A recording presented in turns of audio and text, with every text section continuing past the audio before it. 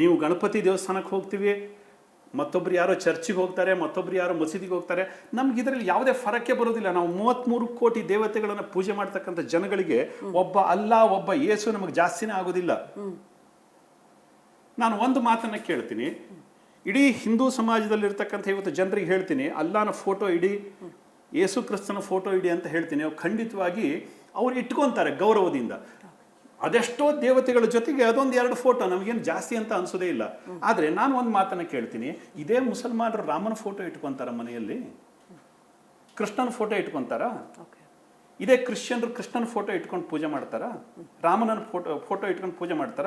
ಬನ್ನಿ ನಮ್ಮ ಮನೆಯಲ್ಲಿ ಅಥವಾ ನಮ್ಮ ತರ ಇರತಕ್ಕಂಥವ್ರು 100 ಮನೆಗಳಿಗೆ ಕರ್ಕೊಂಡು ಹೋಗ್ತೀನಿ. ಅಲ್ಲಿ ಇವತ್ತು ಕೂಡ ಯೇಸು ಕ್ರಿಸ್ತನ ಫೋಟೋ ಇರೋದನ್ನ ಕಾಣ್ತೀವಿ. ಮನೆ ಹಿಂದೂ ಯೇಸು ಕ್ರಿಸ್ತನ ಫೋಟೋ ಇರುತ್ತೆ, ಮನೆ ಹಿಂದೂ ಇವತ್ತು ಕೂಡ ಪೈಗಂಬರನ ಫೋಟೋ ಹಾಕೊಂಡಿರ್ತಾರೆ. ಅವ್ರಿಗೆ ಯಾವುದು ಫರಕ್ಕೆ ಬರೋದಿಲ್ಲ. ಇದು ನಿಜವಾದಂತಹ ಜಾತ್ಯತೀತತೆ. ಈ ಮೂಲಭೂತವಾದ ಅನ್ನೋದನ್ನ ವಿರೋಧಿಸೋರು ತುಂಬಾ ಜನ ಇದ್ದಾರೆ. ಅದು ಸಿದ್ಧಾಂತವೇ ಆಗಿರಬಹುದು, ಧರ್ಮದ ವಿಚಾರವೇ ಆಗಿರಬಹುದು. ಯಾವಾಗ ರ್ಯಾಡಿಕಲೈಸ್ ಆಗುತ್ತೆ ಆವಾಗ ಸಮಾಜಕ್ಕೆ ಮಾರಕ ಅಂತ ಹೇಳಿ ಅನಂತಕುಮಾರ್ ಹೆಗಡೆ ಅವ್ರದ್ದು ರ್ಯಾಡಿಕಲ್ ಹಿಂದೂಯಿಸಮ್. ಮೂಲಭೂತವಾದ ಅಂತಂದ್ರೆ ಏನು, ಅದರ ಅರ್ಥವೇ ಗೊತ್ತಿಲ್ಲದೆ ಇರತಕ್ಕಂಥವ್ರು ಇವತ್ತು ಆ ಶಬ್ದವನ್ನು ಬಳಸ್ತಾ ಇದ್ದಾರೆ. ಮೂಲಭೂತ ವಾದ ಅಂತಂದ್ರೆ ಏನು? ನಾನು ಹೇಳಿದ್ದೇ ಸರಿ, ಮತ್ಯಾವುದು ಸರಿ ಇಲ್ಲ, ಜಗತ್ತಿನಲ್ಲಿ ನಂದು ಒಂದೇ ದೇವರು, ಮತ್ಯಾರು ದೇವರುಗಳೇ ಇಲ್ಲ, ನಾನು ಒಪ್ಪೋದನ್ನು ನೀವೆಲ್ಲರೂ ಒಪ್ಪಬೇಕು, ನಿಮ್ಮ ತನಕ್ಕೆ ಅಸ್ತಿತ್ವನೇ ಇಲ್ಲ, ನಾನು ಹೇಳಿದ್ದೇ ಸರಿ. ಇದು ಮೂಲಭೂತವಾದ. ನಿಮ್ಮ ಅನಿಸಿಕೆಗೆ ತಕ್ಕಂತೆ, ನಿಮ್ಮ ಭಾವನೆಗೆ ತಕ್ಕಂತೆ ಬದುಕಲಿಕ್ಕೆ ಎಲ್ಲರಿಗೂ ಅಧಿಕಾರ ಇದೆ. ನಮ್ಮಲ್ಲಿ ಒಂದೇ ದೇವರಿಲ್ಲ.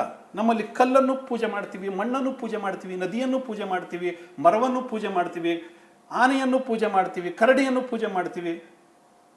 ನರ ನಾರಾಯಣನಾಗಿ ಹೋಗಿರ್ತಕ್ಕಂಥದ್ದು ಈ ಮಣ್ಣಿನಲ್ಲಿ,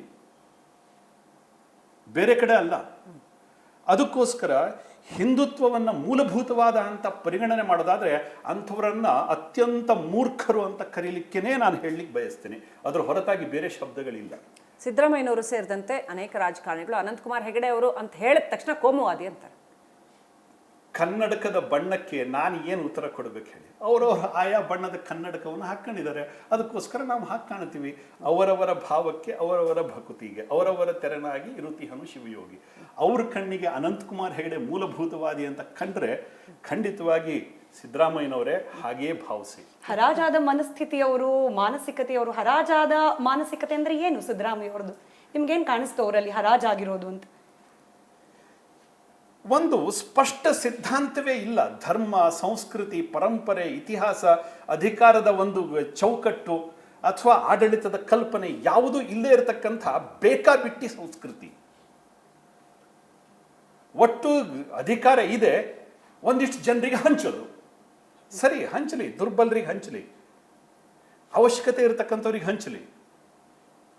ನಾಳೆ ಕರ್ನಾಟಕದ ಭವಿಷ್ಯದ ಬಗ್ಗೆ ಕಲ್ಪನೆಯನ್ನು ಮಾಡಿದ್ದಾರೆ ಅವರು. ಕರ್ನಾಟಕದ ಆರ್ಥಿಕತೆ ಹೇಗೆ ಹೋಗ್ತಾ ಇದೆ? ಕರ್ನಾಟಕದಲ್ಲಿ ಇಂಡಸ್ಟ್ರಿಗಳ ಪರಿಸ್ಥಿತಿ ಏನಾಗಿದೆ?